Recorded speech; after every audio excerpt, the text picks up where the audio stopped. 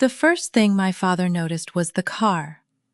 Not my face, not the folder tucked under my arm, not the fact that I had driven 4 hours from a customer board meeting because my grandmother had asked me, in a voice thin as paper, not to miss her 80th birthday. He noticed the electric sedan waiting at the curb outside the Savannah River Hall, its black glass reflecting the strings of lanterns over the parking lot. The driver had barely opened my door when Randall Bennett stepped away from the reception room window and stared at the vehicle as if it had delivered an insult. "You brought a chauffeur?" he asked. "I brought a ride," I said. The driver handed me my coat. My name was embroidered inside the collar. A small Northline mark I had forgotten was there. I slipped the coat over my shoulders and looked past my father toward the hall. Through the glass, I could see the reunion tables, the white linen, the framed photographs of Lila at 20, 40, 60, and 79. There was no photograph of me after I turned 28. That absence had been arranged so carefully that it looked like a design choice. Randall's mouth tightened. "Your grandmother is waiting." "Then let's not keep her waiting." He stepped aside, but not before his eyes dropped to the folder. The tab read, "Northline Board, Saturday." He knew what Northline was. He had read our public filings. He had watched the company grow from a 2-room office in Jacksonville into a safety systems firm with contracts along 3 coastlines. He simply referred to me as a consultant because founder sounded like a title a person could outgrow. Inside, my younger sister Tessa was arranging place cards near the head table. She wore the navy suit she used for lender calls, though everyone else had dressed for a birthday dinner. She looked up, saw the car through the window behind me, and then looked at my face. "Mara," she said. There had been a time when she said my name as if it belonged to both of us. The last time I had heard it at a family gathering, she had been standing beside Randall, explaining that my absence made the room calmer. "Hi, Tess." She glanced toward our father. "You came." "Lila asked me to." That answer landed between us. Tessa lowered her eyes to the cards. At the far end of the room, my mother, Denise, stood beside Lila's wheelchair. Denise had aged in small, disciplined increments, silver at the temples, a softer jaw, the posture of someone who had spent years trying not to take up space beside a louder person. She saw me and smiled with relief before fear replaced it. Lila lifted one hand. Her fingers trembled, but her voice did not. "Come here, darling." I crossed the room. Randall followed close enough to remind me that he was still the person who decided where everyone stood. Lila kissed my cheek. Her perfume smelled like iris and the cedar chest in her old bedroom. "You made it," she whispered. "I wouldn't miss you." "I know." She looked toward Randall. "That's why I asked." The dinner began politely. People asked about Northline without asking what I did. A cousin from Raleigh wanted to know whether safety software was mostly apps. One of Randall's old captains asked whether I still worked on boats. I answered without correcting anyone's assumptions. I had learned that a room could be full of facts and still prefer a story. After the first course, Randall tapped a spoon against his water glass. The sound traveled farther than it should have. Conversations folded themselves away. Tessa straightened. Denise put both hands on the back of Lila's chair. I felt the folder under my arm, the hard edge of the bank tab inside it, and understood that the formal part of the evening had begun. "Lila has given this family 80 years of steadiness," Randall said. "She taught us that a name is a responsibility. A name is not a hotel key you use when it suits you." His gaze moved to me and stayed there. Some people choose to walk away from that responsibility. They choose their own company, their own rules, their own circle. That is their right. He paused while people looked at their plates. It is also our right to stop pretending that every choice has no consequence. My mother whispered, "Randall." He raised one finger, not to silence her, but to show the room that he could. Effective immediately, Mara Bennett is no longer a beneficiary of my revocable family trust.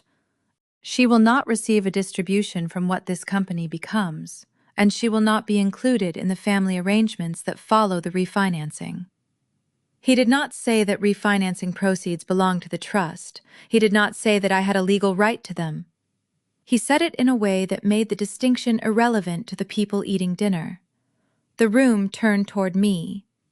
For 12 years, I had imagined being confronted by my family. In some versions, I shouted. In others, I explained every year they had missed. In the version that arrived, I noticed a crumb of lemon cake beside Lila's plate and wondered whether she had tasted it. Randall smiled as if he had finished the difficult part. "Now," he said, "we can move forward." He reached under the table and brought out a blue folder. My father placed it beside the birthday cake. "There is one simple way for you to show that you understand what family means." Tessa's hand tightened around a place card. Randall opened the folder and turned the first page toward me. I recognized the DockGuard logo before I read the heading. License Renewal and Continuity Agreement. 5 years, 0 fee, no separate maintenance reserve, no independent reinspection schedule. The signature line had been highlighted in yellow. "Bennett Coastal has used your system for years," Randall said. "We need the renewal for the bank package on Monday. You sign, and we stop having this conversation." "You want a 5-year license for free." "I want an agreement between a daughter and her family's company." "Those are different things." "Only if you insist on making them different." Denise touched my elbow. "Mara, please, not tonight." I looked down at the page again. Under the title was a tab from the bank's data room.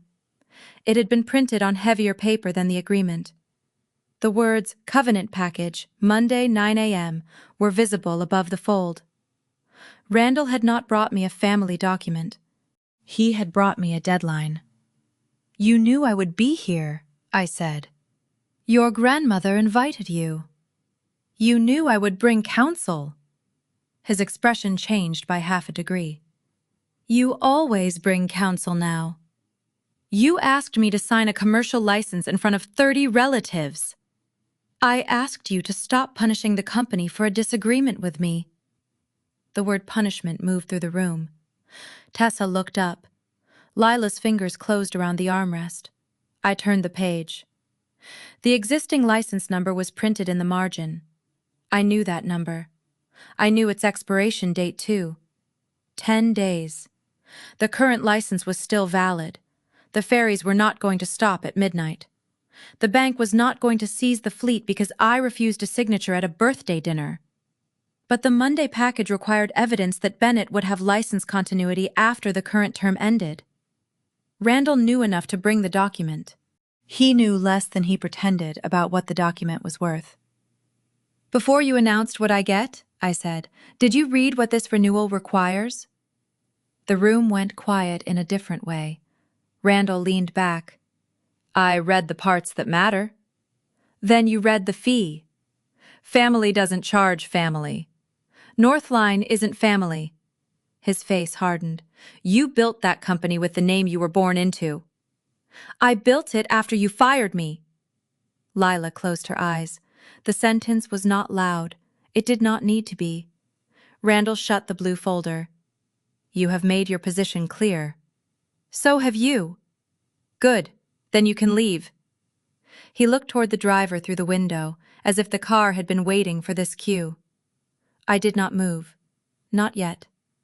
My father had just removed me from a trust he could amend and attach that insult to a license Northline had the right to price, monitor, and refuse to renew. The family story said I was the daughter who had walked away. The document said he needed my consent before Monday. Lila reached for my hand. "Stay for the cake," she said. I sat beside her. Randall returned to the microphone. The birthday song began, uneven and too bright. I watched the candle flames bend toward the air conditioning vent and thought about the 10 days left on a license my father had spent 3 years treating like a family favor. The first thing he noticed was the car. The first thing I noticed was the deadline. I also noticed what he had not brought: a current reserve schedule, an independent inspection date, or anyone from Northline's legal team. He had brought relatives because relatives were easier to persuade than directors. He had brought a blue folder because a folder looked less like a demand when it rested beside a cake. The arrangement was elegant in the way traps often are. It asked me to choose between being the daughter who refused a favor and the professional who refused an incomplete contract. Randall had built the evening around the belief that I would be ashamed of either answer. He had forgotten that shame was the emotion I had spent 12 years learning to invoice. I waited until the birthday song ended before I stepped into the hallway. The hall outside Lila's room had a view of the river and a row of framed ferry photographs. In the oldest photograph, Randall stood on the deck of a white vessel with one hand on the rail and the other on the shoulder of a younger Tessa. I was not in that frame either. I had been 26 when the picture was taken. I remembered the day because I had been below deck, testing a sensor housing while the photographer called everyone upstairs. My phone vibrated before I reached the elevators. Jonah Ruiz. "Tell me you didn't sign anything," he said. "I didn't." "Good. Priya is pulling the current license and the draft renewal now." "Randall thinks the bank needs a signed renewal Monday." "The bank needs evidence of future license continuity. That's not the same as needing your signature on his version." I leaned against the wall. "How long is the current license valid?" 10 days from tonight. 9 after midnight. "And if it expires?" Bennett doesn't instantly shut down. Their insurer can accept an equivalent system, but they would have to integrate the hardware, retrain crews, and complete a recertification. No one can finish that before Monday. The bank knows the difference between a current license and a continuity plan. So Randall wants a continuity plan he can call free. He wants the bank to believe a family relationship is a substitute for a contract. Jonah had known me long enough to stop before saying the word revenge. "Send me the renewal schedule," I said. "Already did." I opened the message. The current agreement was 3 years old, non-exclusive, and specific about what Northline provided: software updates, certification support, and a defined response time for safety-critical alerts. Bennett provided vessel maintenance, crew training, and data access. The renewal Randall had placed beside the cake kept Northline's obligations and erased almost everything Bennett owed in return. No fee, no maintenance reserve, no independent inspection, no right for Northline to pause expansion if the physical fleet fell behind. "He wants a 5-year free extension with no reinspection," I said. "He wants to make your company absorb his maintenance problem." "Do we know how large it is?" "We know the telemetry doesn't match the service logs." "How badly?" "Badly enough that Sophia should see it before anyone sends a term sheet." Sophia Mendez was an independent marine safety auditor we had used twice for customers who preferred a third-party signature. She had no reason to protect Northline. That was why I trusted her. "Propose her to the bank and insurer," I said. "Ask them to approve her appointment tonight." "Already done. She can review the data room in the morning." The elevator doors opened. I did not step inside. "Jonah, one more thing. Randall knows I control the license. He knows you founded Northline. He knows more than that. He brought the renewal to me." Jonah was quiet. "He believes the authority is ceremonial," I said. "He thinks the people who sign around me are the people who matter." "Does that make him less dangerous?" "No. It makes him predictable." When I returned to the room, Denise was waiting beside the windows. Randall was at the head table, laughing with 2 outside directors from the ferry company. Tessa had moved the blue folder into a leather briefcase. "Your father wants to talk after everyone leaves," Denise said. "About the trust?" "About all of it. He can call Priya. Mara." There was the old warning in her voice, not a threat. a request that I make myself smaller so the room could remain comfortable. I am not going to sign a free 5-year license because he announced a trust amendment at Leela's birthday. He was angry. He was prepared. Denise looked toward the briefcase. He said the bank is worried. If Bennett misses this refinancing, people will lose work. Then Bennett should disclose the real conditions. You could help without humiliating him. He humiliated himself when he made the license a loyalty test. Her shoulders lowered. You always talk as if the paper is the only truth, she said. Tonight the paper is the only thing he is asking me to sign. Denise took a folded document from her purse. It was printed on plain white paper, 1 page, no logo. He wants this too. I opened it. Family Resolution. I, Mara Bennett, acknowledge that any discussion of Northline Safety Systems, DockGuard, Bennett Coastal Ferries, or the Bennett Family Trust at this reunion is private and shall not be used to interfere with family relationships or business arrangements. The wording was not a gag order. It did not need to be. It asked me to agree that the business arrangement was a family relationship and that naming the difference would be interference. No, I said. Denise closed her eyes. You haven't even read the rest. I read enough. You could sign it and discuss the contract later. The contract is due Monday. The family has been waiting 12 years for you to stop making every sentence a test. The family has been waiting 12 years for me to accept a sentence I didn't write. She looked at me then, and for 1 second I saw the mother who had stood in the kitchen when I was 28, holding a dish towel while Randall told me I was trying to embarrass him. I knew about the lists, she said. The hallway seemed to narrow. What lists? The reunion lists. Randall told me to stop sending invitations until you apologized. You stopped sending them. I thought it would be temporary. It lasted 12 years. I know. Did you know he was using the license? Her face tightened. I knew he wanted the bank to renew the loan. I did not know he had asked you for a free term, or that the current agreement had a reserve requirement. That distinction mattered. It did not forgive her. It told me where the silence ended. Did you know Lila kept the old lists?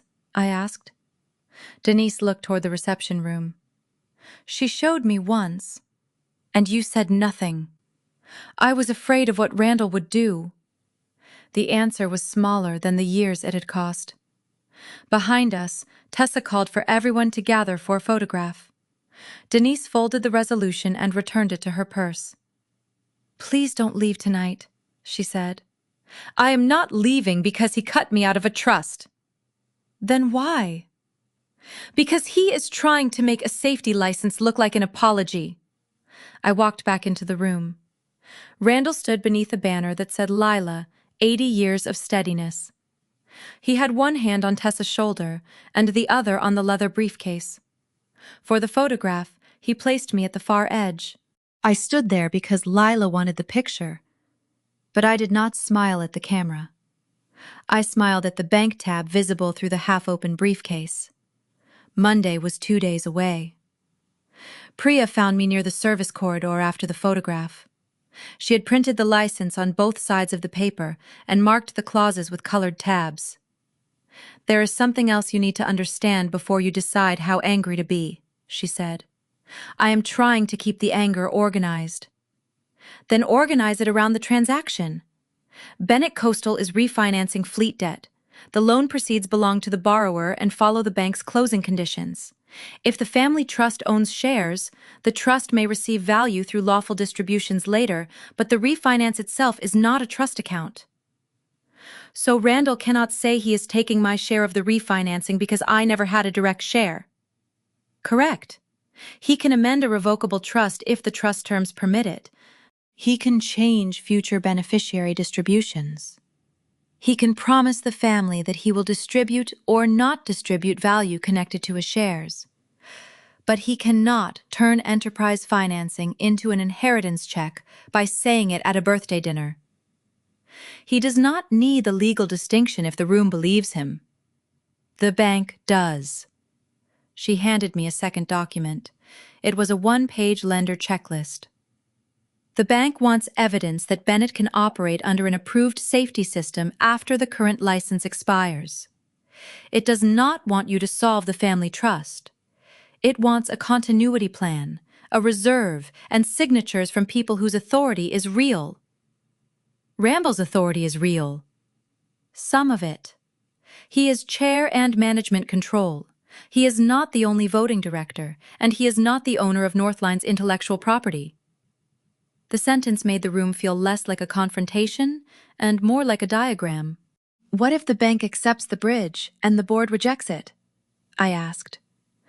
Then the bank has no completed covenant package. Bennett can choose another financing path, but not with the certainty Randall promised his relatives. What if Northline issues non-renewal and Bennett finds another system? Then the current license runs to expiry, the insurer evaluates the replacement, and the bank decides whether the timing risk is acceptable. You are not shutting down a fleet. You are declining to make a future promise on terms you cannot support. I folded the checklist. Why does it still feel like shutting down a fleet? Because your father designed the request so the consequences would land on people who did not write it. Outside, the photographer called for the family picture. Randall's voice carried through the door, cheerful and impatient. Priya looked at me. You can attend the photograph and still refuse the contract. I know. Do you? I looked at the blue folder across the room. I am learning to separate the table from the page. She nodded. That is the whole job. When we joined the photograph, Randall put his hand on the back of my chair. It was a gesture meant to look paternal. I felt the pressure of his fingers through my coat and thought about the bank checklist in my pocket. He could place his hand on my chair. He could not place it on the license. The driver was still waiting when I stepped outside. I told him I needed to go to the hotel, but I did not get into the car immediately. The river wind had lifted the humidity and carried the smell of diesel from the dock. Are you all right? He asked. I am deciding whether a contract is allowed to be a family argument. He looked at me through the open door. I drive people who argue about contracts, he said. Usually they stop when the car arrives. This one has been going for 12 years. Then it may not be the contract. I smiled despite myself and got in. At the hotel, Priya was waiting with the original license on her screen. She had added a timeline beside it. Signed 3 years earlier, first renewal notice due 10 days from Saturday, bank covenant package due Monday, insurer review tied to the covenant. Randall's draft pretends the renewal is a continuation of the family relationship, she said. The signed agreement says it is a commercial license with a defined term. He can call it whatever he wants. He can. The bank will call it a related party contract and ask whether the terms are arm's length. What does arm's length mean when the licensor is his daughter? It means the same terms should make sense if the licensor were not his daughter. She opened Northline's standard license. The fee was normal. The reserve clause was clear. The reinspection schedule was ordinary for a customer whose physical equipment affected the software's safety performance. If you offer Bennett the same terms as everyone else, she said, you are not punishing him. You are refusing a discount that exists only because he announced a trust decision in public. He will say the discount is the point. Then the bank will know the point is not safety. I looked at the standard license. It was not an emotional document. It had no place for a father, a daughter, a birthday, or a list of names crossed out in pencil. That was why it felt safer than the blue folder. What do I owe him? I asked. You owe the company a conflict disclosure, a fair process, and a decision that protects Northline's IP and reputation. What do I owe the family? Priya closed the screen. That is not a legal question. It is the question he put beside the cake. Then you can answer it after you answer the one in the bank package.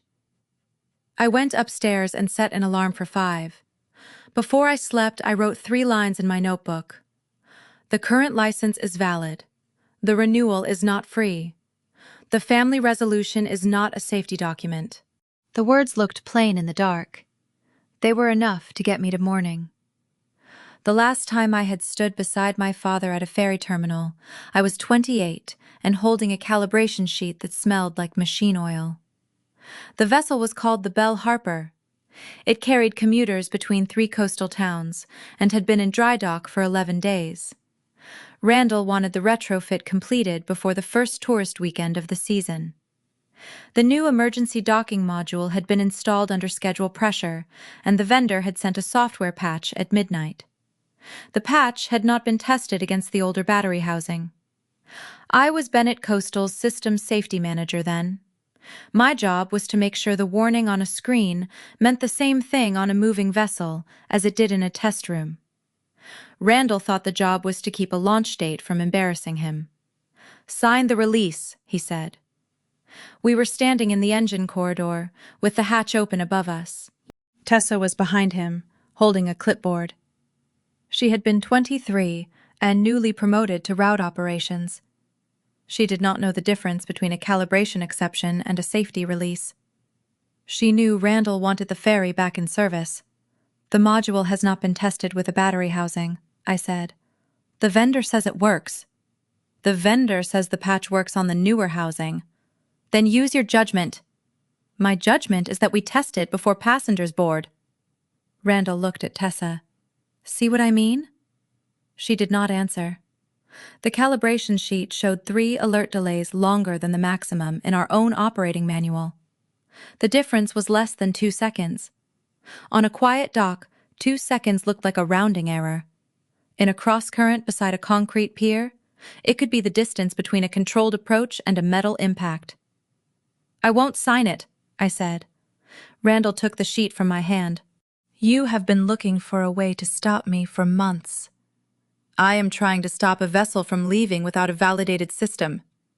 You are trying to prove that you are the only competent person in this family." Tessa shifted her weight. The engine room fan pushed warm air across our faces. "Mara," she said, "could you sign a conditional release? We can run the test after the first route." "No, a passenger route is not a test bench." Randall folded the calibration sheet in half. "You know what your problem is? That I read the documents?"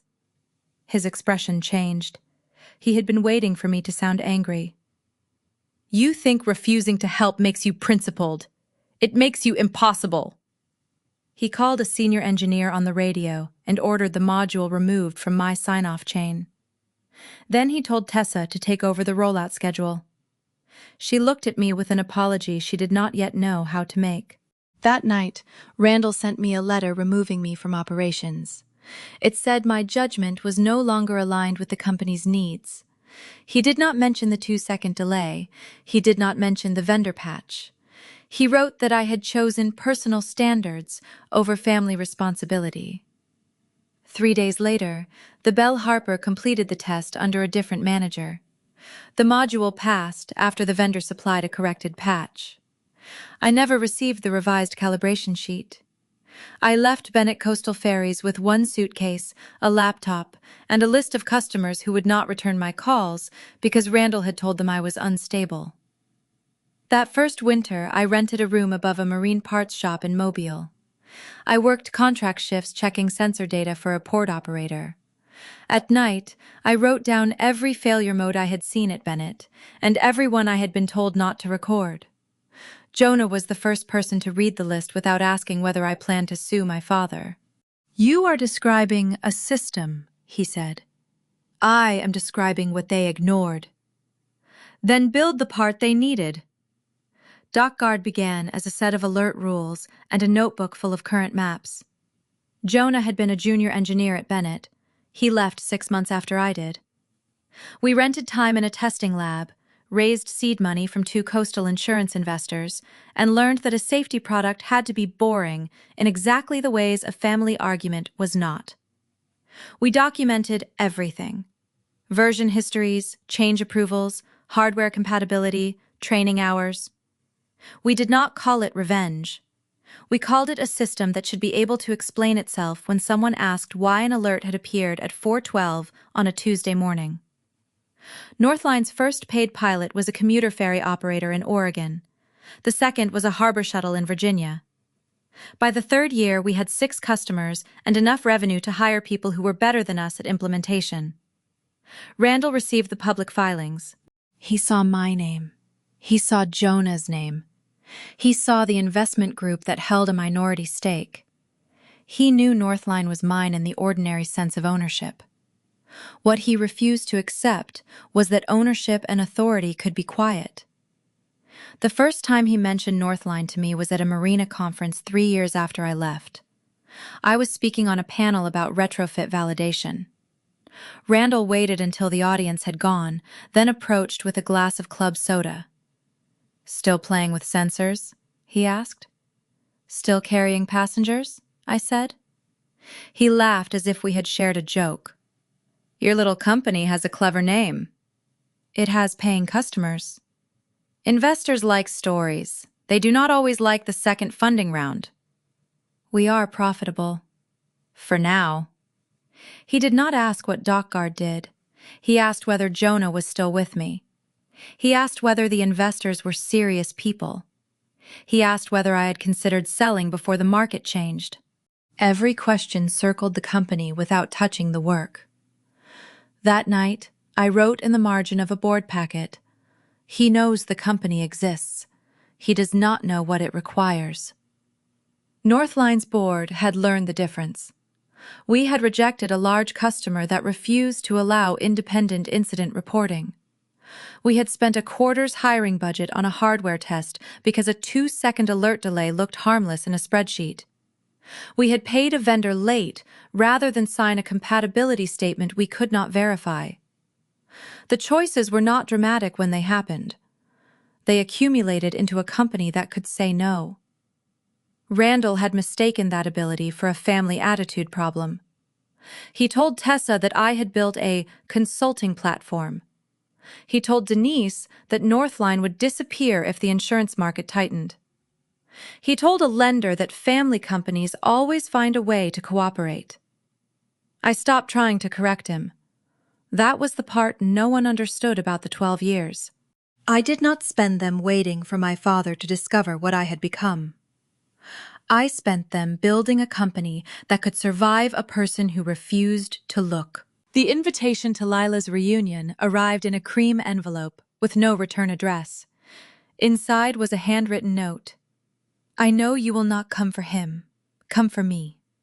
I came for her.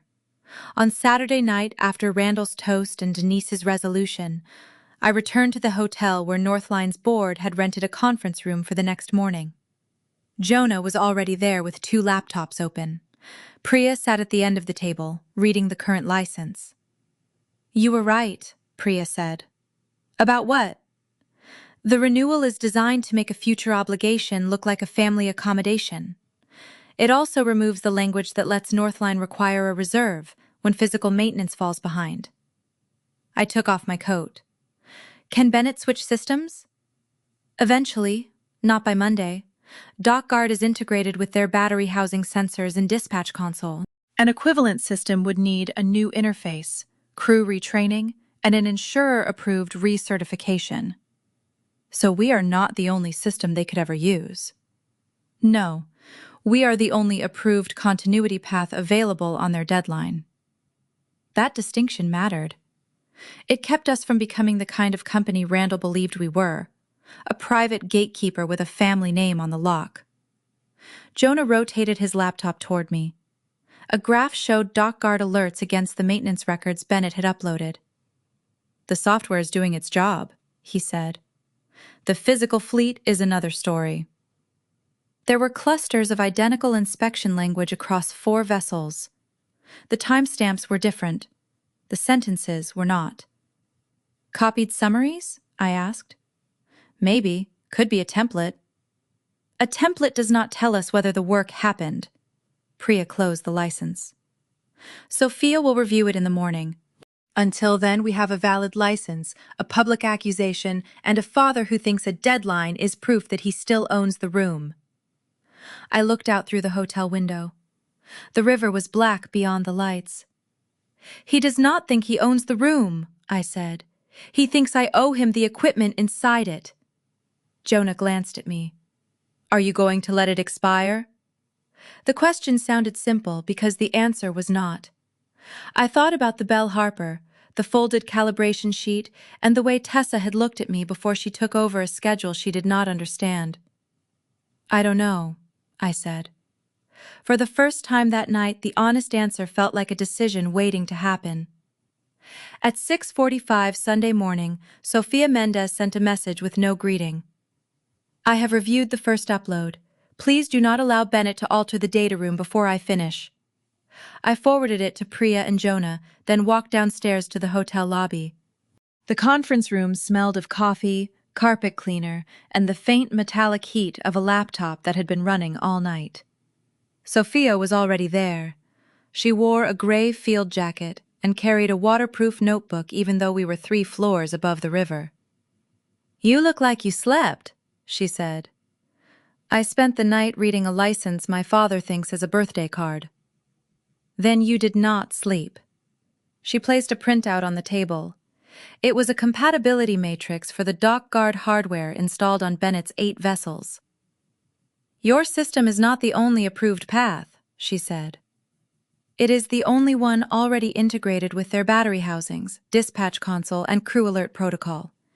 An equivalent system would need a new interface, testing, retraining, and an insurer-approved certification. It can be done. It cannot be done before tomorrow morning. That is what Jonah said.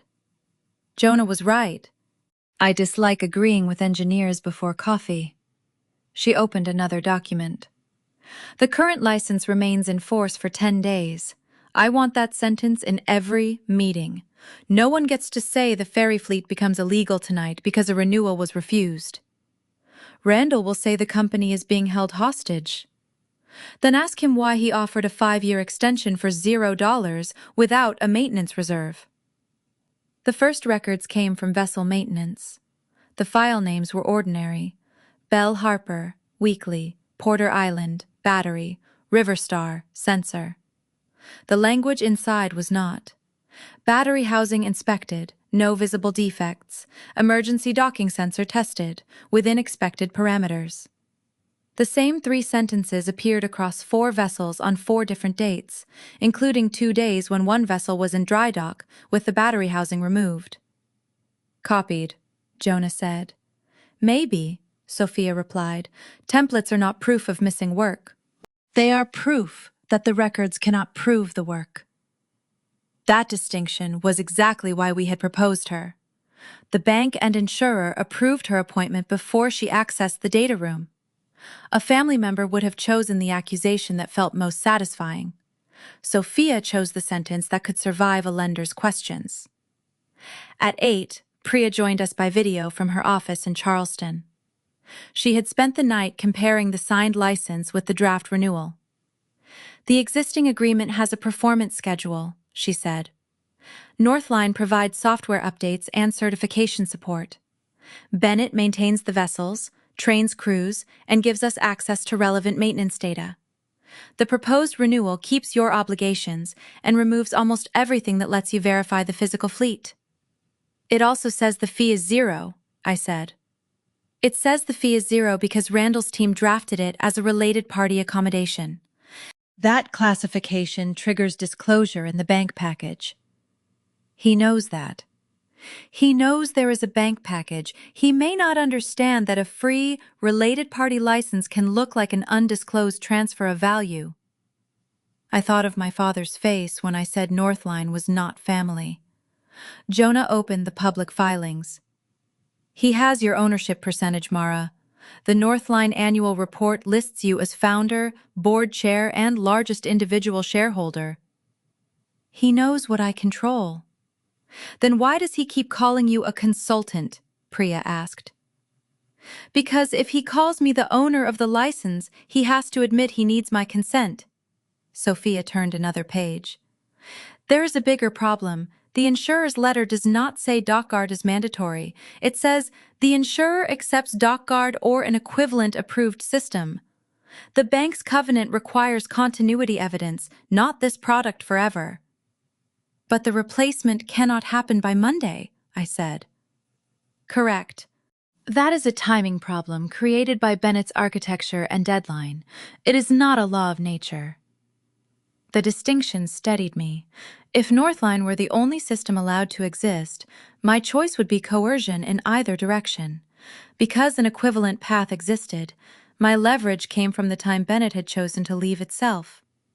At 9, the Northline board joined a call. The meeting had been scheduled as a quarterly review. It became a question about a family dinner because Randall had attached a trust announcement to a license term sheet. Our board had 5 voting members. I chaired it. Jonah attended as chief safety engineer but did not vote. Priya was counsel. 2 independent directors, Helen Ward and Samuel Osai, had joined from different time zones. Our minority investor, Kaito Ventures, had a seat held by Annika Rao. The 5th voting seat belonged to Rafael Gomez, an outside operating director who had run a regional transport company before joining Northline's board. You are recused from setting the fee and negotiating with the licensee, Helen said.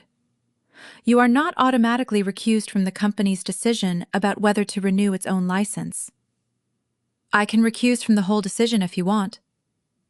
We want your recommendation and a record of your conflict, Samuel said. Then we want an independent vote. That was what governance looked like when it was not used as a family costume.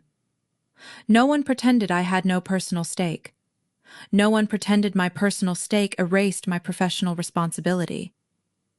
I explained the current license, the 10-day term, the bank deadline, the equivalent system option, and the missing reserve language.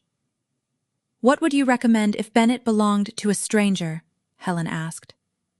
I looked at Sophia's notebook.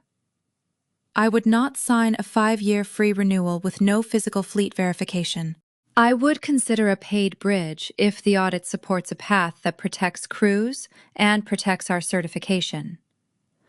And because the company belongs to your father, I am more tempted to issue non-renewal than I would be with a stranger.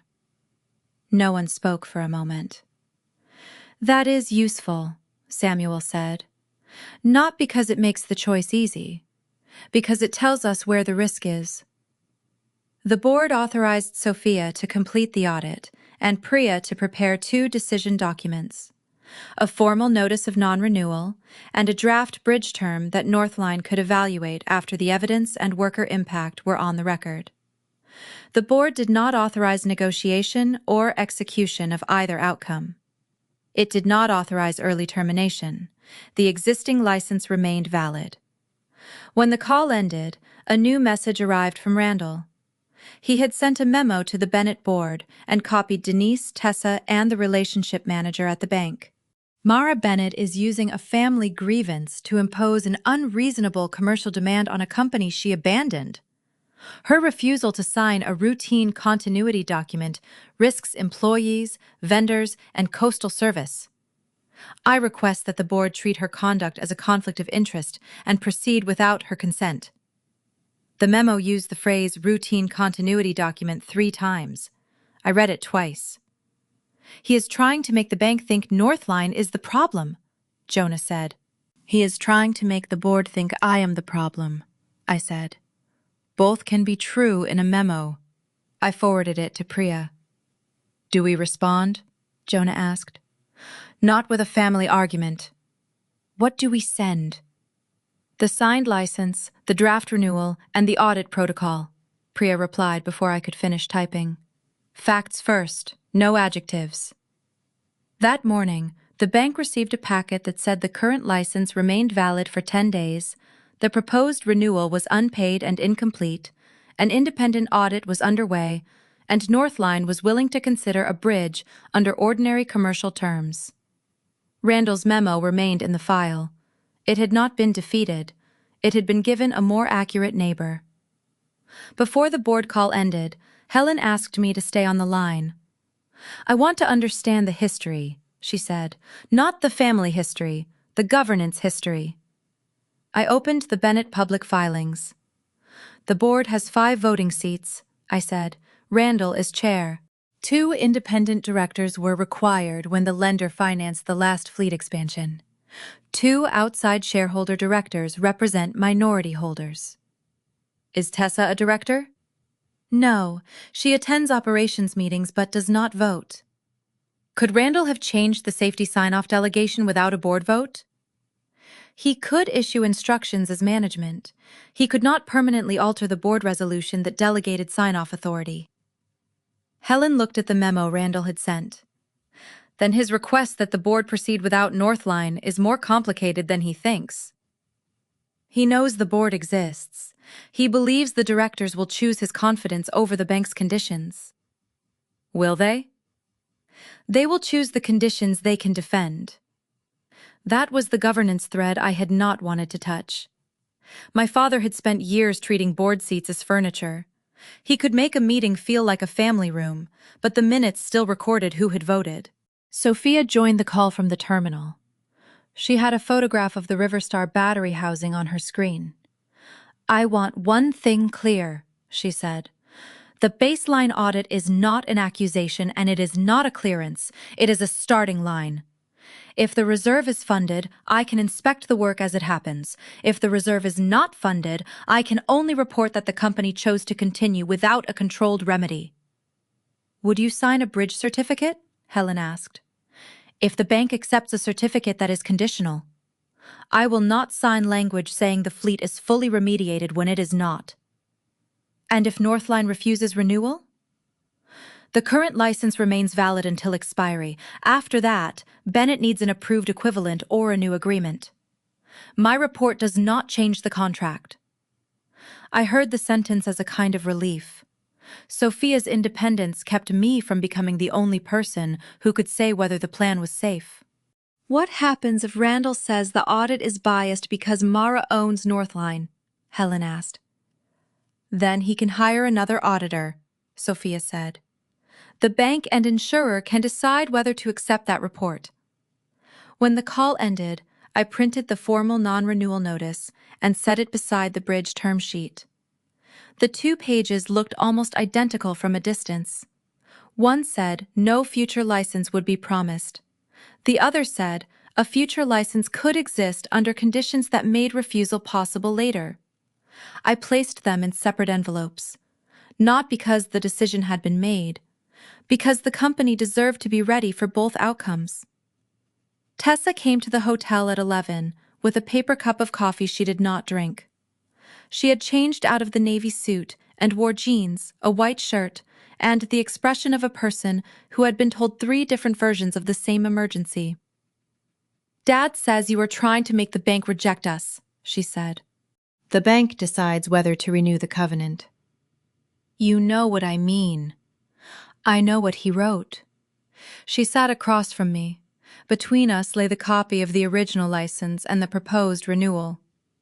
Tessa looked at the documents as if they were written in a language she had once been told she understood. He says you left, she said. He says the company had to rebuild after you walked out. Did he show you the safety release? I was 23. That is not an answer. She stared at the coffee lid. I saw a summary, she said. He told me the module was within tolerance and you refused to cooperate. Did he see the calibration sheet? No. Did he see the vendor patch? No.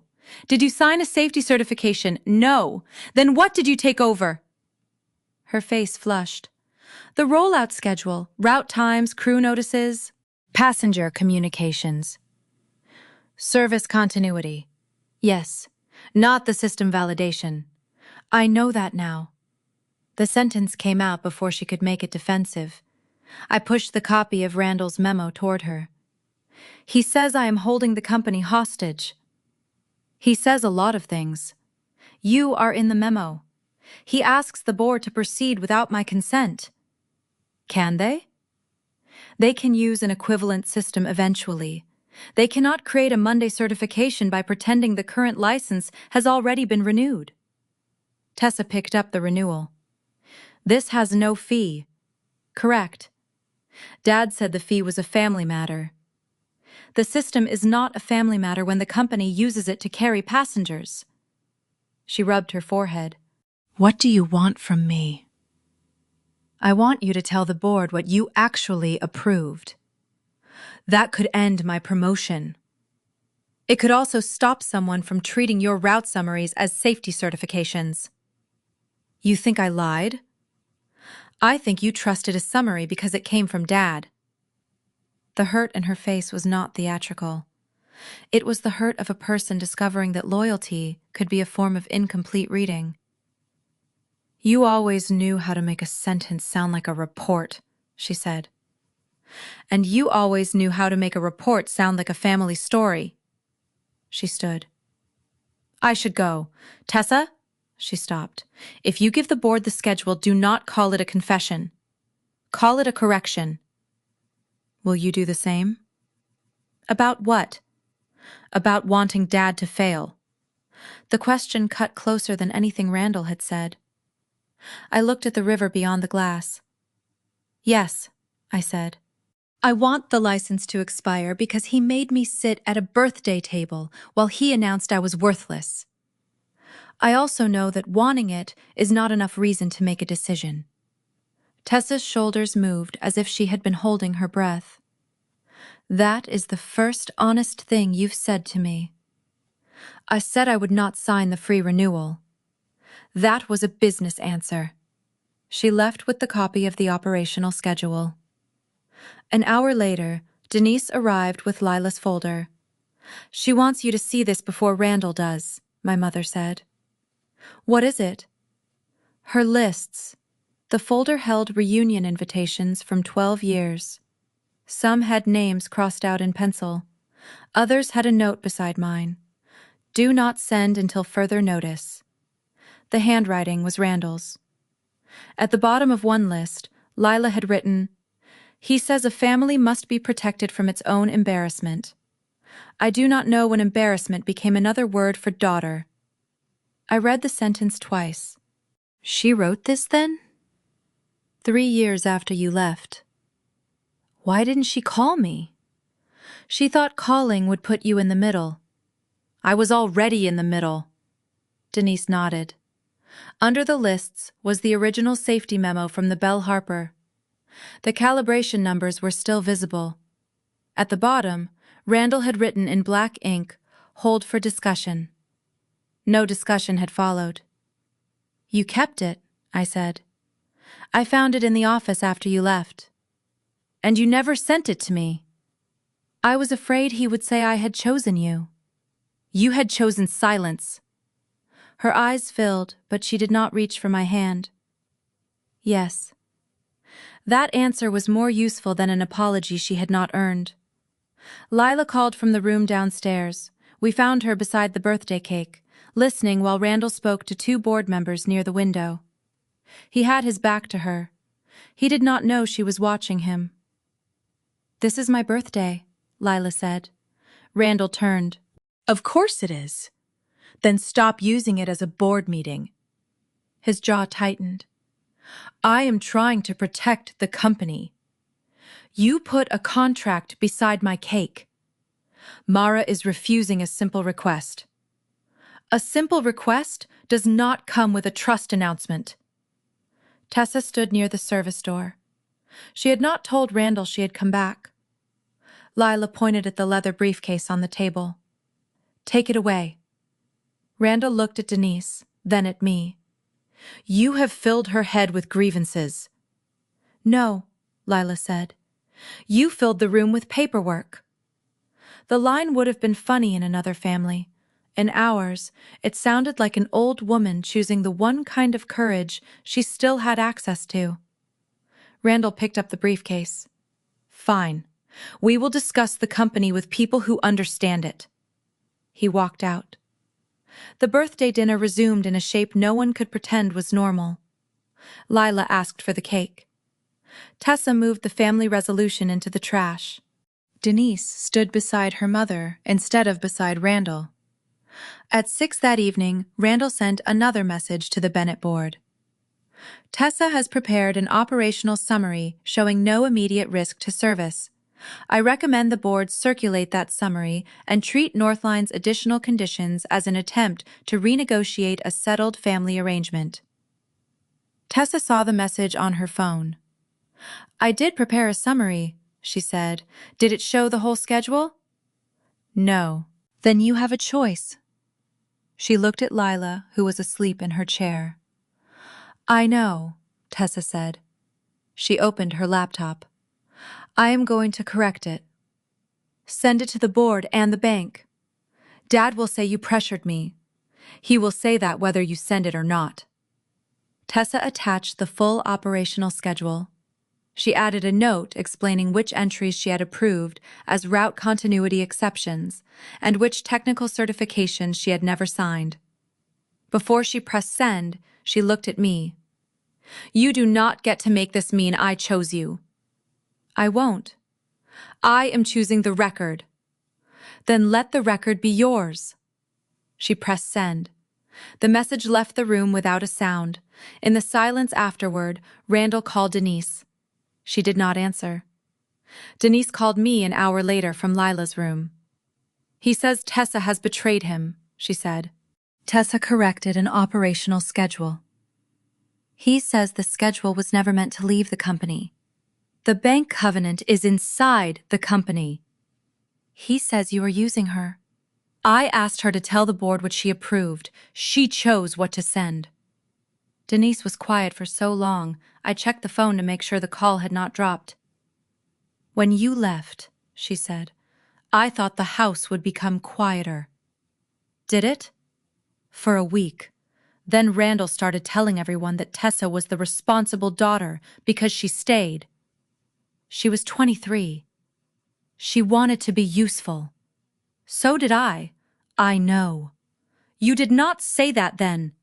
I did not know how to say anything that Randall would not hear as a choice against him. I sat on the edge of the hotel bed. The room faced the river, but the blinds were closed. Did you ever read the safety memo? I asked. Yes. Did you understand it? Enough to know you were not being reckless. And you still let the family say I was. I thought if I kept the story small, it would stop spreading. It did not stop. It became the reason you stopped inviting me. I know. She began to cry then, not loudly. It was the kind of crying that came from holding the same sentence in the body for too long. I am not asking you to forgive me tonight, she said. I want you to know that the memo was not the only thing I kept. What else? The first invitation Randall told me not to send. I kept it in a drawer. Why? Because I wanted proof that I had once intended to call you. The admission hurt in a way an apology could not. You do not need proof, I said. You need a different choice. I am trying. Then stop managing his lists. She breathed in. I will. After the call, I opened Tessa's corrected schedule. Her note was precise. She had not used words like fraud or deception. She had written, I approved route continuity exceptions based on summaries supplied by management. I did not inspect or certify the underlying maintenance work. I am providing this correction because the earlier summary could be read more broadly than my authority allowed. It was the kind of sentence I would have written. That did not make it mine. Tessa had chosen the record in her own language, and the choice had already cost her the promotion Randall had promised. The bank's relationship manager replied that the correction was material and would be included in the covenant file. The family story had not disappeared. It had acquired a footnote written by the daughter who had benefited from it. I closed the laptop. At the bottom of the folder beneath the old lists, Lila had written one more sentence in blue ink. If a family cannot survive a true sentence, it is not being protected by silence. I carried that sentence with me to the terminal. Sophia finished her first audit at the Bennett terminal, not in the hotel. She asked me to meet her beside the Bell Harper at 4 in the afternoon. The ferry was scheduled to leave in 30 minutes. Crew members moved through the loading area with the quiet efficiency of people who had learned to work around missing parts. A battery housing sat on a pallet under a blue tarp. The delivery label was 3 weeks old. Liam Okafor met us near the shift board. He wore a red safety vest over a black sweatshirt and carried a clipboard marked Route 4. "You are Mara," he said. "I am. The owner says you are trying to stop us sailing. The current license is still valid." "That is not what he said." "I know." Liam pointed to the board. "This is what happens if people listen to the loudest version." The shift board showed 2 empty names and a note beside the evening route. "Battery housing ETA, Monday." "The part is for River Star," he said. "It can sail without it under the current operating plan, but it cannot add the extra evening run. That means 12 people lose overtime this week. If the renewal fails, Route 4 pauses until the insurer accepts a revised plan." "How long?" "Depends on the bank and the insurer. Could be days, could be longer." He tapped the clipboard. "Suppliers are already waiting 30 days. If we stop paying them, the parts do not arrive. If the parts do not arrive, the routes get cut. Everyone calls it a safety decision after the payroll problem has already started." I looked at the blue tarp. "Do you want Northline to renew for free?" "No." His answer surprised me. "What do you want?" "A decision that says who pays for what. The crews should not be asked to carry the cost because 2 people cannot separate a license from a family argument." Sophia opened her notebook. "The fleet is not an immediate no-sale," she said. "But 3 categories need action. Emergency winches on Belle Harper and River Star, battery housings on 2 vessels, docking sensors on the older console." "What did the logs say?" I asked. "No visible defects. Tested within expected parameters." "And what did you find?" "The logs cannot establish when the work happened. The inspection language was copied. 1 sensor was removed during the date of the supposed test." Liam looked at the ferry. "Does that mean we were unsafe?" "It means the records were not good enough to prove the maintenance," Sophia said. "That is different. The remedy is a dated plan, a reserve, and reinspection." "Who pays?" Liam asked. "That is the negotiation." "Then make sure the negotiation knows we are here." He walked toward the loading gate.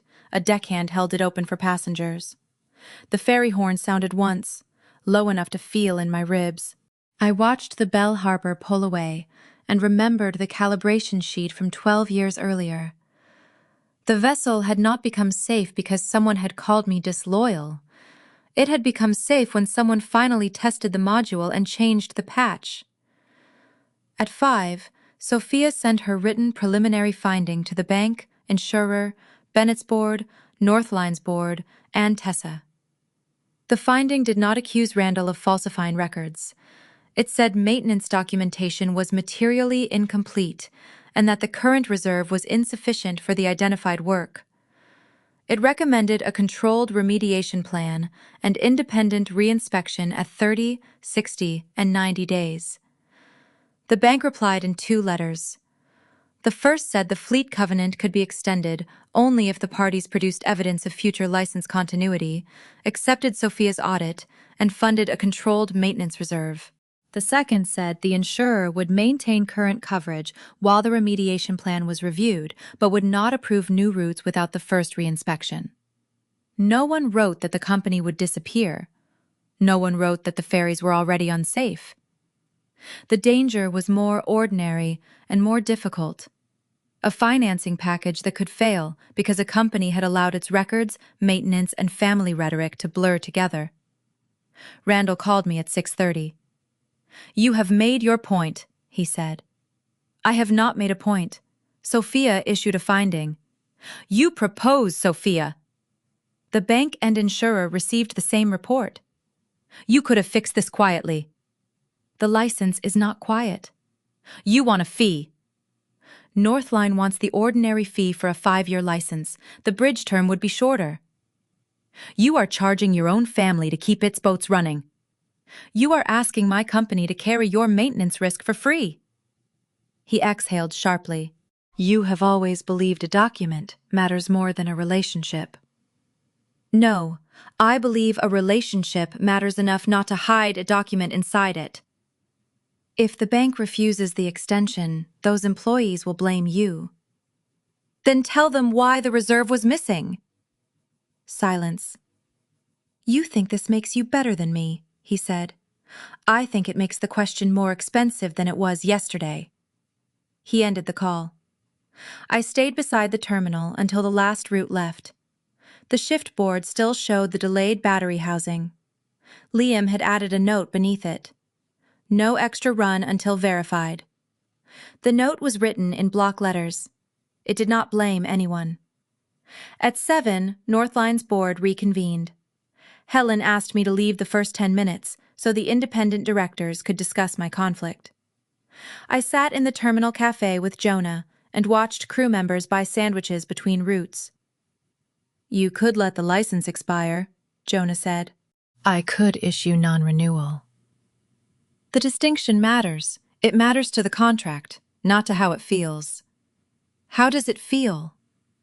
I looked at the Bell Harper's empty berth. Like the first time my father might finally have to ask me for something he cannot demand. Jonah did not tell me that was wrong. When I returned to the call, Helen spoke first. "The board believes non-renewal is legally available and commercially defensible. We also believe the worker impact is real and not a reason to donate Northline's work." Samuel added, "We need your recommendation, not your performance." I opened Sophia's audit, Tessa's corrected schedule, and the bank letters. The decision had moved from the cake table to a terminal cafe. It was still mine to make, but no longer mine alone to feel. Sophia stayed after the board call to walk me through the audit one more time. She spread 3 photographs across the cafe table. The first showed the emergency winch on Bell Harper, with a maintenance tag dated 11 months earlier. The second showed the battery housing on Riverstar sitting open on a pallet. The third showed a docking sensor with a hairline crack near the mount. "None of these photographs tells the whole story," she said. "That is why I am careful." "What does the whole story say?" "The company deferred work to keep schedules." The deferred work accumulated. The records were copied because the people preparing them were under pressure to make the schedule look complete. I do not know whether Randall ordered that. I know he benefited from a file that did not make the backlog visible. If the reserve is funded, how quickly can the work happen? The winches can be serviced within a week. The battery housing is already in transit. The sensor requires a replacement mount and a bench test. The reinspection is not a ceremony, it is when we find out whether the fix holds under the same conditions that created the alert. And if a milestone fails? The committee pauses the relevant route expansion. Current routes continue, only under the insurer's accepted conditions. That sounds like a lot of authority for one auditor. It is not my authority. It is the authority the company agrees to give the committee in exchange for the bank releasing money. Again, the plan was a chain of consent. No single person could turn it into a rescue story. Liam returned to the cafe with the crew report. He placed it beside the photographs. "The evening crew wants the reserve to cover the battery part," he said. "They also want the report channel written, so a supervisor cannot send a complaint back to the same person who signed the summary." "That is reasonable," I said. "Reasonable is what we call it after someone has already had to ask 3 times. He pointed at the empty berth outside. "The supplier for the housing is a family business in Brunswick. If Bennett delays payment again, they stop shipping. Their owner told me he is already using a line of credit to hold the part." "Do you have that in writing?" "He sent an email to the operations address." Tessa had forwarded it with her correction. The email was not dramatic. It said, "We can hold the part until Monday if someone confirms the payment date. We cannot continue shipping on promises." That sentence gave the reserve a face. At the board call, Samuel asked whether the vendor payment schedule belonged in the license or the refinancing. Both, I said. Northline should not dictate vendor payments. The bank should not release money without knowing that the parts will arrive. The bridge can require proof of payment milestones without making Northline the operator. Helen agreed. That is the boundary. Randall will say we are running his company. Then he should run it in a way that meets the conditions. The board asked me to leave again.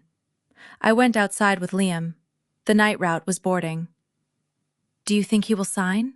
Liam asked. I do not know. Do you want him to? I looked at the ferry lights moving across the river. I want the plan to be accepted. That is not the same answer. No, people can tell when someone wants the right thing for the wrong reason. Are you saying I want the wrong thing? I am saying you are allowed to want two things. You can want your father to face a consequence and still not make the crews pay for it. The boat's wake opened behind it and closed again.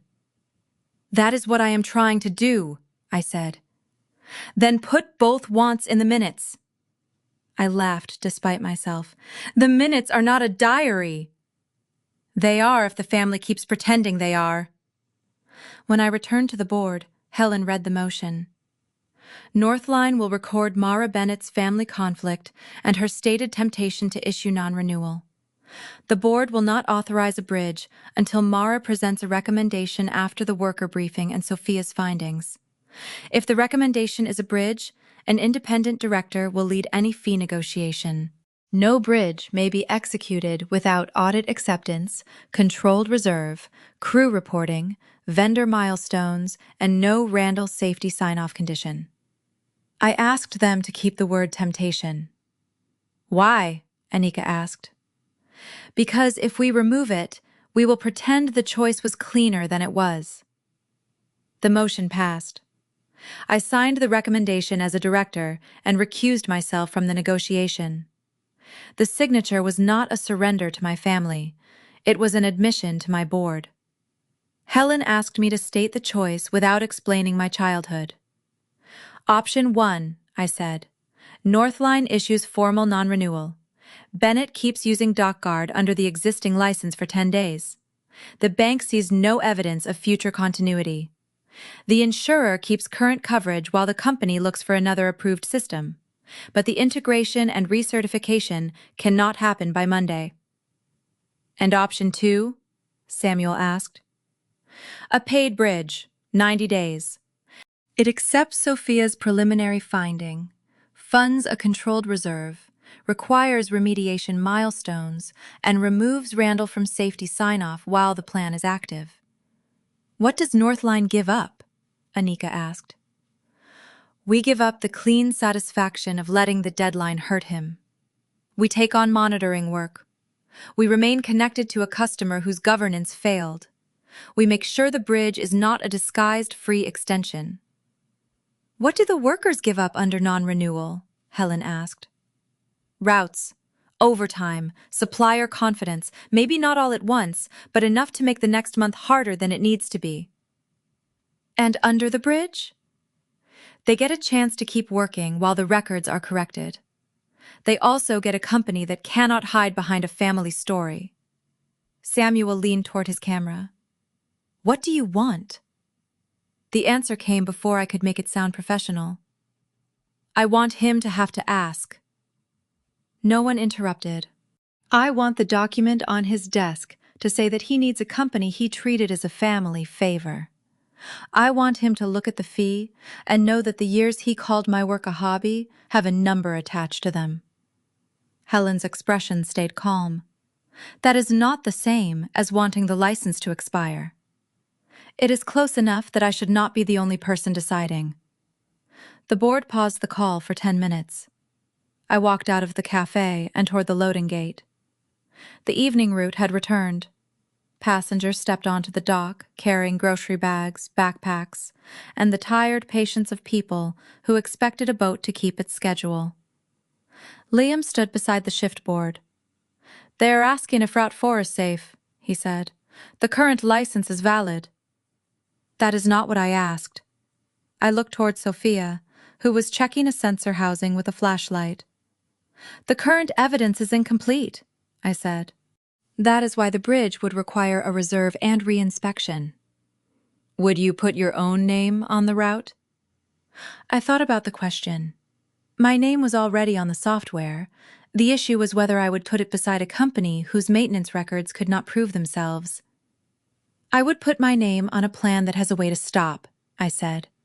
I would not put it on a promise that everything is fine. Liam nodded toward the boat. Then write the stop into the plan. That sentence became the first line of my recommendation. When the board reconvened, I asked Priya to read the bridge conditions aloud. She listed them slowly. 1. A normal license fee paid at signing, with a separate charge for monitoring. 2. Acceptance of Sophia's current audit, without treating it as a final clearance. 3. A controlled maintenance reserve funded before the remainder of refinancing proceeds could be released. 4. A written remediation schedule for winches, battery housings, and docking sensors. 5. Crew reporting channels that did not route through Randall. 6. Vendor payment milestones and proof that the reserve was not being used to cover unrelated debt. 7. Independent reinspection at 30, 60, and 90 days, with authority to pause route expansion if a milestone failed. 8. No Randall role in safety sign-off while the bridge was active. And if Bennett refuses? Helen asked. Formal non-renewal. If they accept only 7 of 8? Formal non-renewal. If they ask you to waive the fee as a gesture? No. Samuel smiled without humor. You have practiced this. My father gave me 12 years. The board voted to authorize Priya and Helen to negotiate the bridge.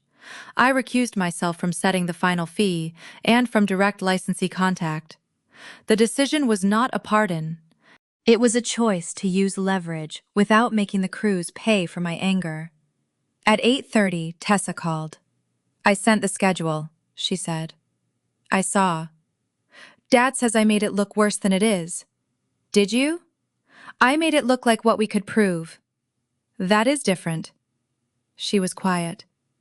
He wants me to tell the board the copied language was a template. Was it? Some of it, but not all. One vessel had the battery housing removed when the inspection was supposedly complete. Did you know that before today? No. Then say that. If I do, I lose the promotion to Chief Operations Officer. You may. You sound very calm. I am not asking you to save me. I am asking you not to certify something you did not see. That is what you said at the Bell Harper. Yes. I thought you were trying to make Dad look foolish. I was trying to make the system tell the truth. Tessa inhaled. I will send the addendum. Send it to the board and Sophia. I know. After we hung up, I stood outside the hotel. The driver from the night before was parked across the street, waiting to take me back to Lila's Hall if I wanted to return. I had arrived in that car because I was late. Randall had turned it into evidence that I had become someone who needed an entrance. For a moment, I wanted to walk back into the hall and place the bridge term sheet beside the cake. I wanted the relatives to see the fee, the reserve, the signatures. I wanted my father to say my name without a microphone. Instead, I called Priya. Keep the family out of the term sheet, I said. That is the point. No, the point is that the family tried to get inside the term sheet. We keep them out. Understood. And put a sentence in the draft that says the trust, beneficiary designations, and future distributions are separate from the license. Randall will call that insulting. He called a commercial fee an insult. That is why the sentence belongs there. At 10, Helen and Priya met Randall and Bennett's counsel in a conference room at the terminal. I joined by video from the hotel, with my camera off. I wanted to hear him argue with terms he could not turn into a family toast. The proposed bridge is punitive, Randall said. Helen answered. It is 90 days, paid, and tied to a remediation plan supported by your own records. The records are being exaggerated, Sophia spoke from the terminal. The records are incomplete. I have not described them as fraudulent. Randall's voice sharpened. You were hired by Northline. The bank and insurer approved my appointment, Sophia said. They can reject my report if they believe it is unsupported. No one did. Randall asked for a free 30-day extension while the parties negotiated. Priya said, The current license already provides 10 days. Northline will not add free time in exchange for the same incomplete records. This is about family, Randall said. Helen looked directly into her camera. Then family can attend the birthday.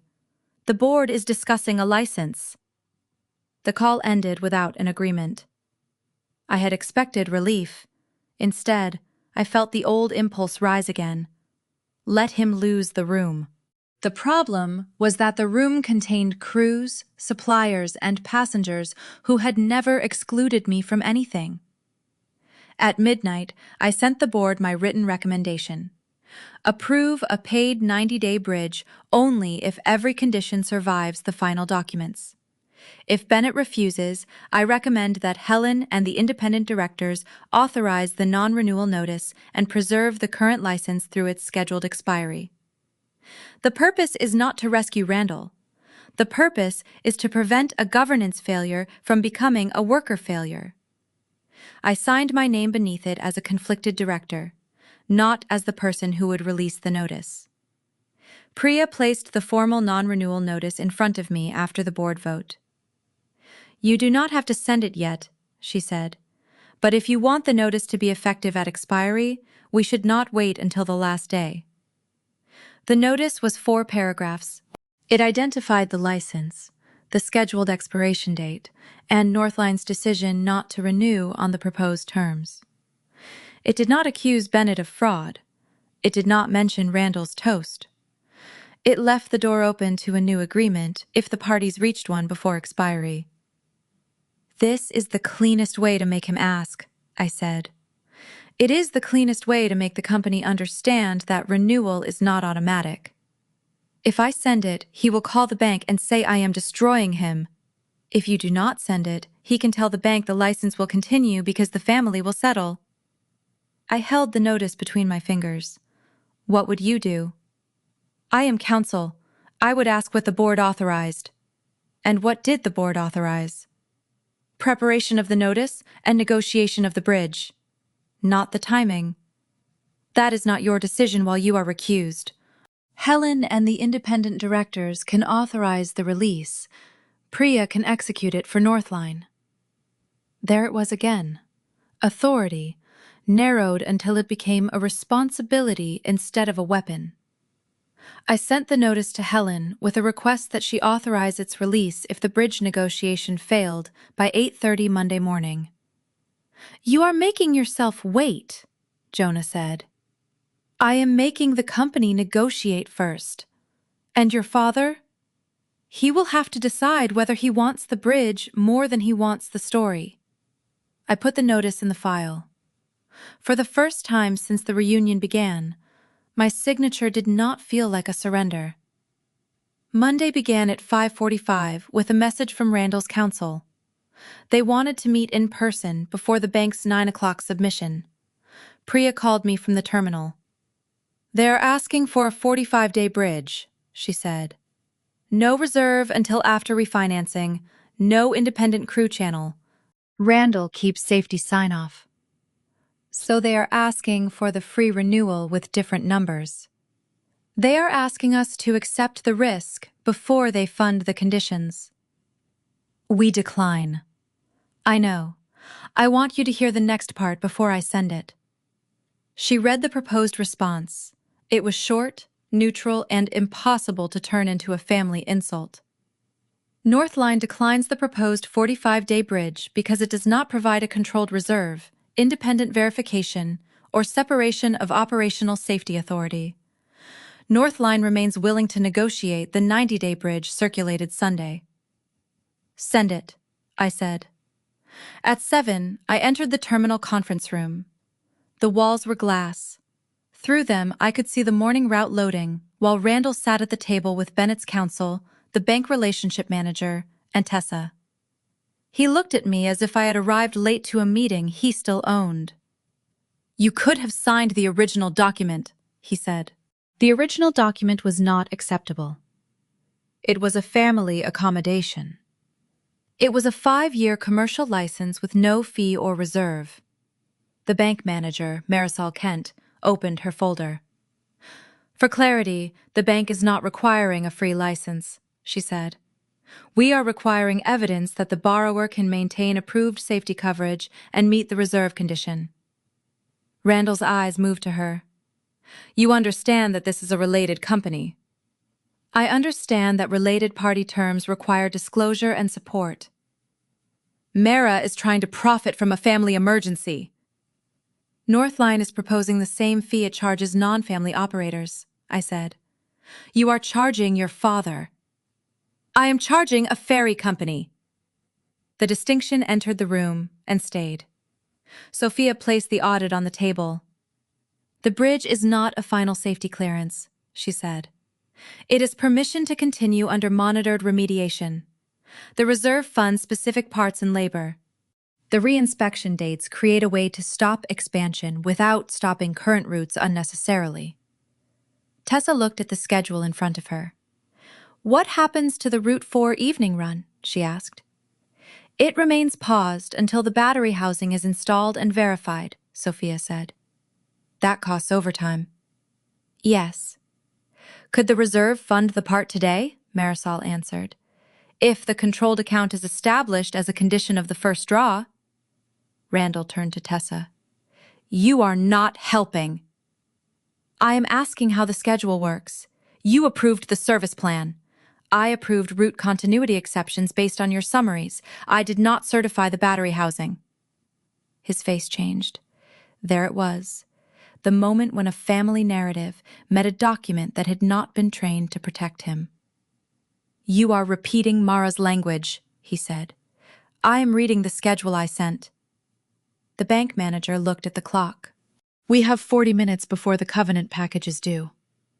The negotiation became a list. Northline would receive a license fee and a monitoring fee. Bennett would fund the controlled reserve from the first refinancing draw. The bank would not release the remainder until the reserve was confirmed. Sophia would issue a baseline report and return for reinspection at 30, 60, and 90 days. The insurer would maintain current coverage while the remediation plan was active and would review new routes only after the first milestone. Tessa would provide operational schedules and route continuity exceptions without certifying technical work she had not performed. Liam's crew channel would reach Sophia and the Independent Safety Committee directly. Randall would not sign safety approvals or direct the remediation team during the bridge. Vendors would receive a dated payment schedule, beginning with the reserve-funded parts. Every term created a new place where the plan could stop. Marisol asked the insurer's underwriter to join the call. The underwriter, David Lynn, spoke from a quiet office in Atlanta. "The carrier is not endorsing the maintenance backlog," he said. "We are acknowledging that a monitored bridge is safer than an unrecorded gap between systems." Randall's counsel asked whether the insurer would accept an equivalent system if Bennett began the conversion during the bridge. "Yes," David said. "If the interface is tested, the crews are trained, and Sophia or another approved auditor certifies the transition. The bridge does not make DockGuard permanent, it makes the next decision reviewable." I watched Randall write something in the margin of his copy. "Then why does Northline need to be paid?" he asked. "Because Northline is providing the current system, support, and monitoring," David said. "The carrier does not decide the licensor's fee."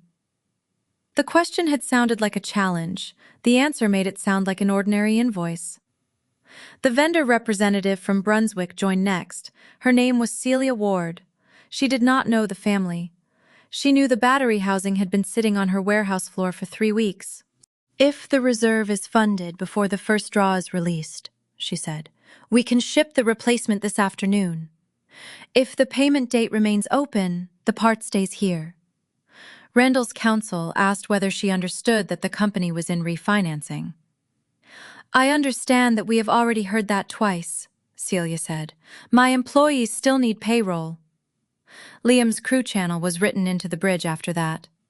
Reports would reach the Safety and Compliance Committee and Sophia, not only the operating manager, whose schedule depended on keeping the route open. Tessa asked whether the channel would make supervisors afraid to report ordinary issues. It should make them less afraid, Sophia said. A report is not a verdict. It is information before the next decision. I thought about the original calibration sheet and how quickly a warning became an accusation in my father's mouth. This time, the warning would have a place to go. That was the part Randall hated most. He could tolerate conditions if they were ceremonial. He could not tolerate conditions that created witnesses. This is extortion, he said. Extortion is a criminal accusation, Priya said. This is a license negotiation. You will regret speaking to me like this.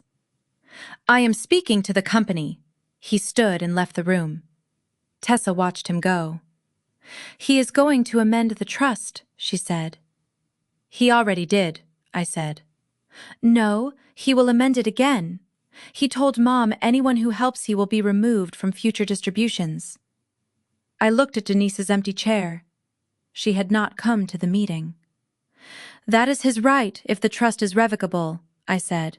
It is not a term of the license. He can make it hurt. He has been making it hurt for 12 years. Tessa's voice lowered. You really do not want anything from him? I want Northline paid for its work. I want the reserve funded. I want the crews to know who can hear a safety report. I do not want a trust distribution in exchange for any of that. Even if he offers one? Especially then. The bank manager returned with a draft condition precedent. The first draw would be deposited into a controlled reserve account. The remainder would be released only after the bank received confirmation from the reserve administrator and the insurer accepted the bridge certificate. The circle closed without becoming circular. At 8:20, Randall's counsel sent a red-lined bridge. They accepted the fee, the reserve, and the inspection dates. They removed the crew channel and changed "No Randall Role in Safety Sign-Off" to "Randall remains available for consultation." No, I said. Priya highlighted the line. We can reject the amendment. Reject it. They may walk. Then we issue non-renewal. I expected fear. What I felt was the clean edge of a boundary. At 8:45, Randall called me directly. If you send that notice, he said, you will be responsible for every missed route. If I sign the free renewal, Northline will be responsible for a reserve it cannot verify. I can make you whole. With what? The trust. Your mother and I can fix the distribution. The trust is separate. You are choosing a fee over your family. You are asking a fee to purchase a family. He took a breath. You think you are punishing me. I think I am refusing to let you turn a professional obligation into a private bargain. You will have no family left. That was not my decision. He ended the call. I sent Priya one sentence. Keep the trust language out of every commercial document. At 8:52, Tessa walked back into the room holding a printed page. I wrote the correction about the battery housing, she said. It says I approved the route exception, not the equipment condition. I also wrote that the copied language appeared in the summaries I received. Does it say who asked you to use the summaries? Yes. Are you ready for that to be in the file?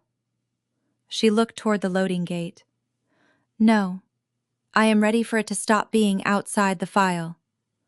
The page went to the bank, insurer, both boards, and Sophia. At 8:59, the Controlled Reserve Administrator confirmed the account had been opened but not funded. The bank manager said the first draw could fund it after signatures. At 9, the conditional covenant cure package went out with Northline's bridge term sheet, Sophia's baseline finding, Tessa's correction, and the condition precedent. Marisol confirmed that the bank would keep the covenant open through noon for the Bennett board vote, executed bridge, insurer certificate, and first draw reserve funding. The 9 o'clock deadline required a defensible cure package, not a final signature that could not exist until the board met. The package did not say Randall was a bad father. It said the current license remained valid. The future license required ordinary terms. The records needed remediation, and the money would be controlled before the rest was released. That was enough to change the meeting. The Bennett board met at 10:30 in a room above the terminal. Randall sat at the head because he was still chair. The fact felt less permanent than it had the night before. The 5 voting directors were present: Randall, 2 independent directors whose seats had been required by the earlier fleet financing, and 2 outside shareholder directors. Tessa sat behind counsel as an invited operations officer. She was not a director and had no vote. The bank manager opened with the condition precedent. The bank will release the first draw to the controlled reserve account. The remainder of the refinancing proceeds will not be released until the reserve administrator confirms the deposit, the insurer accepts the bridge certificate, and the board adopts the remediation plan. Randall looked at the independent directors. "You are allowing a supplier to dictate our governance." One of the independents, Martin Hale, folded his hands. "Northline is a licensor, the bank is a lender. Sophia is an auditor, the board is still making the governance decision. The governance decision is that I remain responsible for operations." "You remain chief executive until the board changes that," Martin said. "But you do not hold personal authority over safety sign-off. That authority was delegated by this board." Randall's chair creaked as he leaned back. "I founded this company. That is not the question before us." The question was whether the board would rescind his delegated safety authority while the remediation plan was active. Randall accused Mara of manufacturing a crisis. He said the copied maintenance language was a template. He said the insurer was being cautious because Northline had overplayed the discrepancy. He said the workers would suffer because his daughter wanted a fee. Tessa sat with her hands folded, waiting. Sophia was asked to respond. "I have not found evidence that the copied language was a criminal falsification," she said. "I have found that the company cannot use those summaries to prove the work. The board can choose to accept that risk. The bank and insurer have said they will not accept it without the reserve and milestones." "And you trust Mara's system?" Randall asked. "I trust a process that allows a system to be checked. DockGuard is not the issue. The physical maintenance and documentation are." Martin turned to Tessa. "Did you approve technical safety certifications?" "No." "Did you approve route continuity exceptions based on summaries that contained copied inspection language?" "Yes." "Did you know the battery housing on Riverstar had been removed when the summary said the inspection was complete?" "No." "What changed your understanding?" "The full schedule, the original memo, the audit." Randall's hand closed over the edge of the table. "You are repeating Mara." Tessa looked at him. "I am repeating what I can prove." The independent directors voted first. Both supported the bridge and the rescission of Randall's delegated safety sign-off authority. The 2 outside shareholder directors followed. Randall voted against. The motion passed 4-1. No one applauded. The board activated a safety and compliance committee chaired by Martin. The committee would receive crew reports directly, review Sophia's 30-day reinspection, and approve route expansion only after the relevant milestone was met. Randall could attend operational meetings. He could not sign the safety approvals that would make his own maintenance decisions disappear into a signature. He turned to me. "This is what you wanted." "I wanted the authority to match the responsibility." "You wanted me removed." The board changed a delegated role. You still own shares. You are very careful with words. Words are how we know what we agreed to. The bridge documents were circulated. The license fee was paid to Northline at signing. The monitoring fee was separate and limited to the 90-day bridge. The controlled reserve was funded from the first refinancing draw. The vendor payment schedule began with the battery housing and the emergency winches. The insurer accepted the bridge certificate for current routes and deferred new route approval until the first reinspection. Sophia signed the baseline report. Martin signed the committee resolution. Tessa signed the operational disclosure, with a line identifying what she had approved and what she had not. Priya placed the final page in front of me. Your signature is for Northline, she said. Not for the trust. Not for the family. Not for the board. I signed the paid 90-day bridge. The ink dried quickly. Randall signed the company acknowledgement after a long pause. His signature looked exactly as it had on the family resolution. Large, angled, designed to occupy space. When the reserve administrator confirmed the deposit, the bank released the remainder of the refinancing proceeds. The money did not vanish. It moved according to the conditions the company had tried to avoid. Reserve first, vendors next, debt and operating obligations according to the lender's schedule. The family trust remained separate. Randall could amend it again. He could leave me out of every future distribution he controlled. He could not use that decision to change a license that Northline owned. The board secretary read the minutes before anyone left the room. They recorded the 4-1 vote, the recusal, the audit baseline, the reserve condition, and the fact that Randall retained his shares. They also recorded that the Safety and Compliance Committee could pause route expansion if a milestone failed. Randall objected to the phrase, delegated authority.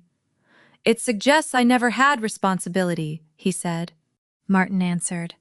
It says the authority was given by the board and can be taken back by the board. That is what the resolution says. I have run this company for 30 years. Then you know the difference between management practice and board delegation. The secretary added Randall's objection to the minutes. It did not change the vote. It changed the record of the vote. The reserve administrator sent a confirmation at 11:40. The first draw had been deposited. Celia's warehouse released the battery housing. The bank released the remaining refinancing proceeds under the schedule. No one handed Randall a check labeled inheritance. No one took his shares. The company had not been rescued by a daughter appearing with a secret key. It had been required to put money where its promises were. At noon, Martin walked me through the committee charter. The committee had 3 members: Martin, an independent director named Grace Tully, and a non-voting safety advisor selected by Sophia. Tessa could attend when operations were discussed. Randall could attend when management was relevant. Neither could unilaterally close a safety report. Why include Tessa? I asked. Because she knows the route schedule and the consequences of a pause, Martin said. Knowledge is not the same as authority, but we need both. Why not include my father? He is included as management. He is not the final sign-off. The arrangement was less dramatic than removing him from the company. It was also harder to reverse in a private conversation. That afternoon, Sophia and Jonah mapped the first 30-day milestone. The winches would be serviced, the battery housing would be installed and tested, the older docking sensor would receive a replacement mount, crew reports would be logged, the committee would receive an update every Friday. If a service date slipped, the plan did not collapse automatically. The responsible person had to explain the slip, the reserve had to show the money, and Sophia had to decide whether the route could continue under current conditions. That was what I had wanted at 28. Not a father who agreed with me, but a system that could not erase a warning by changing who held the clipboard. After the signatures, Tessa found me near the stairwell. I am not getting the COO role, she said. I know. Martin offered me a compliance operations position under the committee. It is not a promotion. Do you want it? I want a job where I know what I am approving. Then take it because you want that, not because it is a way to stand beside me. She nodded. Do you think Dad will ever admit you were right? He may admit the documents changed. That is not the same thing. No. She looked through the glass at the boats. I am sorry I repeated the story. Which story? That you walked away because you thought you were better. I did walk away. You left because he asked you to sign something you could not prove safe. Both can be true. I wanted out. I also wanted to stop him. I don't know what to do with that. You don't have to do anything today. Mom says you are still her daughter. I know. Dad says the trust will be amended again. I know that too. How can you stand here and sound normal? I watched a deckhand wheel the battery housing toward the maintenance bay. Because normal is what happens after the document is signed. People still need parts. Boats still need to leave. The family story does not get to become the operating schedule. The first vessel sailed under the bridge that evening with Route 4 still limited. The battery housing delivery arrived at the terminal at 6. Liam texted a photograph of the pallet after the part was logged into the reserve-funded work order. Sophia's 30-day inspection date was written at the top of the file. The plan had a way to stop. That was what made it safe enough to begin. The first week after the bridge was signed was not a celebration. It was a list of small completed tasks. The reserve paid Celia's invoice, the battery housing was installed, the winches were serviced, and the evening route remained limited until Sophia could test the docking sensor under the same current conditions that had produced the alert delay. Liam posted the new crew report channel beside the shift board. Tessa sent the committee the first operational exception with the supporting record attached. Each task left a trace that another person could check. Celia's payment matched the reserve ledger. The installation record carried the vessel number, installer, and test result. Liam's channel kept the original report beside the response instead of replacing it with a cleaner summary. Tessa's exception showed the limits she had approved and the limits she had not. None of that made the first week feel triumphant. It made the work legible, which was the quieter form of protection we had been missing. The system is working, Jonah said when he reviewed the updated documentation. The system is being watched, I corrected. That too. The first reinspection happened on day 31. Sophia tested the battery housing, the docking sensor, and the alert response while the vessel remained tied to the dock. 2 items passed. The older sensor mount needed one more adjustment. Route 4 stayed on its limited schedule for 3 days, and the committee documented why. That was what a corrected plan looked like. It did not make every problem disappear at the moment someone signed a page. It made the next decision visible. At 6 weeks, Denise called me on a Wednesday morning. Your father amended the trust, she said. Did he remove me again? There was no need to remove you again. He changed the contingent distribution schedule. That is his right. He says it is because you embarrassed him. He used your mother's birthday to negotiate a license. I know. The words sounded different from her now. Not stronger, more placed. I am not managing the reunion lists anymore, she said. Leela's? Randall's. If he wants to invite people, he can write the names himself. That is a small thing. It is the thing I can change. Then change it. She asked whether I would come to Leela's next family lunch. I said I would consider it. I did not promise a return to the old arrangement, because there had never been an old arrangement that included me, honestly. The invitation arrived that same week as a text from Leela's caregiver, not a cream envelope. 3 lines. Soup at noon, no speeches, come if you want. I drove myself. The electric sedan stayed in the garage at Northline. I arrived in a small gray car with a coffee stain on the passenger seat and a laptop cable tangled under the floor mat. Tessa opened the door. "You came," she said. Lila asked. "She did. Then I came for her," Tessa smiled. "You sound like yourself." Inside, Lila sat at the table with the old reunion lists in a box beside her. She did not bring them out. She did not need to prove what they had already proved. Randall arrived 20 minutes late. He had lost the board's delegated safety sign-off role, not his shares, his house, or his ability to speak. He stood in the doorway as if waiting for the room to recognize the change. It did not. He took a chair at the far end of the table. "How is the ferry company?" Lila asked. "Operating," he said. "That is good." He looked at me. "The bridge is almost over." "The license is still Northline's." "You seem pleased." "I am pleased the plan has milestones." "You always need a plan." "People keep asking me to sign things." The corner of Tessa's mouth moved. It was not quite a laugh. Randall's face settled into the expression he had worn when he announced the trust change. Controlled disappointment, practiced for witnesses. "You could have made this easier," he said. "So could you. I was trying to protect the family. You were trying to protect a company using family language. The company is the family. It is not." The room went quiet. This time the silence did not belong to him. I looked at the soup, the bread, the ordinary plates. Lila's birthday had begun with a microphone and a contract. This lunch had no folder on the table.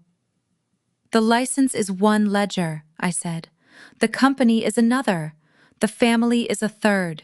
You can change the trust. The board can change delegated authority. Northline can price its work. None of those decisions needs to pretend it is an apology." Randall looked down. He did not apologize. Denise did not ask me to. Tessa passed Lila the bread. At 60 days, the second reinspection found that the battery housing was holding and the winch service was complete. The older docking sensor still needed a replacement mount. The committee paused one route expansion and approved the existing schedule. Randall objected in writing. The committee answered in writing. Neither document mentioned the family. At 90 days, Sophia completed the final bridge inspection. Bennett could choose a longer DockGuard license, begin the equivalent system conversion, or negotiate a different approved arrangement. Northline offered a 2-year commercial renewal with a normal fee, a reserve requirement, and annual reinspection. Randall did not receive a discount for being my father. He did not receive a penalty for it either. The board renewed under those terms. That decision mattered because the first bridge had not been a permanent surrender. It had been a way to reach a choice with the people who would live inside it. The ferry company kept its roots. Northline kept its standards. The family did not become a customer service department. After lunch, I walked outside alone. The river was bright, and the air smelled of wet stone. I thought about the luxury sedan at the first reunion, the way my father had used it to measure whether I still belonged.